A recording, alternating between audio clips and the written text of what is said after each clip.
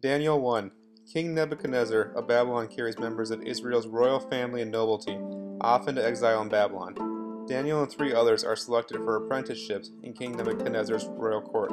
The king chief of staff gives Daniel and his 3 Israelite friends new names, including Belshazzar, Shadrach, Meshach, and Abednego. Daniel asks permission not to defile himself with food and drink in King Nebuchadnezzar's royal court. Daniel and the other 3 Israelite young men are selected to serve King Nebuchadnezzar in his royal court. One night, King Nebuchadnezzar of Babylon has a peculiar dream of which he does not understand. He goes to the members of royal court to help interpret the dream for him. However, the council members are unable to do so, saying that it is an impossible task in order to interpret it. King Nebuchadnezzar comes to believe that the members of his own royal court are conspiring to deceive the king. This leads King Nebuchadnezzar to issue a decree to have all the wise men of Babylon executed. Daniel, upon hearing the king's decree, requests time to understand and interpret Nebuchadnezzar's dream, and after much prayer, the Lord reveals to Daniel the meaning behind the dream. Daniel heads to the king and tells him of his vision of a statue made of 4 types of metal and the rock that overpowered the large statue. Daniel deciphers the meaning that it describes 4 kingdoms in the eternal power of God. King Nebuchadnezzar praises the wisdom of Daniel's God and appoints him as ruler over the province of Babylon, along with Shadrach, Meshach, and Abednego to high positions as well. King Nebuchadnezzar soon builds a statue made in his image, which stands 90 feet tall and made of pure gold, and commands all of his subjects to bow down to his image. However, Shadrach, Meshach, and Abednego refused to bow down to the statue. The king, however, favoring the 3, gave them a second chance to bow down to his image, but the 3 refused yet again.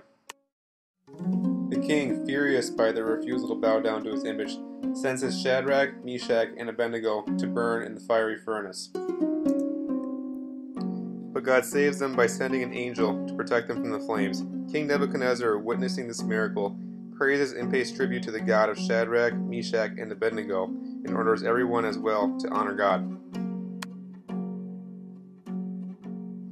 King Nebuchadnezzar soon has a second dream in which Daniel interprets that God will punish the king by driving him away into exile from Babylon for 7 years in order to humble him. After the king is humbled, he returns to power and praises and gives glory to God for his delivery. King Belshazzar of Babylon throws an extravagant feast for the thousands of nobles in his court. To celebrate, the king orders his attendants to go to the temple of Israel and to bring all the gold and silver goblets so everyone could drink from them. While Belshazzar and his guests were defiling the goblets from God's temple, fingers of a human wrote a message on the wall. The king then orders his wise men to interpret the inscription on the wall, but none of them are able to do so. The king suggests that he requests Daniel to come and interpret what took place. God speaks to Daniel, and Daniel tells the interpretation that God has judged him for his actions, and he will soon no longer be king. That same night, Belshazzar was assassinated, which left Darius the Mede to take over the empire. King Darius the Mede chooses 120 satraps to rule throughout the kingdom, with Daniel being one of the 3 administrators chosen to oversee them. With God's help, Daniel distinguished himself in the king's eyes, which led him to be favored so much so that he was soon to be appointed to be above the whole kingdom. This led to jealousy among the other administrators and officials, so they conspired to kill Daniel. They knew Daniel prayed regularly to his God 3 times a day, so they persuaded the king to create a law which prohibited people praying to other gods for a time of 30 days. Daniel, however, still continues to pray to God 3 times daily and is soon arrested. He is sentenced to be thrown in the lion's den as punishment for breaking the king's law. Daniel is then thrown into the lion's den. However, God saves him by sending an angel to shut the jaws of the lions and keep them from harming him. Soon after the king discovers of the official's plan, he has those who falsely accuse Daniel to be thrown into the lion's den, along with their whole families. King Darius soon then states that all the people in the kingdom are to honor the God of Daniel. In the first year of Belshazzar being king of Babylon, Daniel has a dream of 4 beasts and one like a son of man who was coming in the clouds of heaven. Daniel receives the interpretation from God that the 4 beasts symbolize 4 kingdoms, which would eventually give way to the kingdom of the Most High God.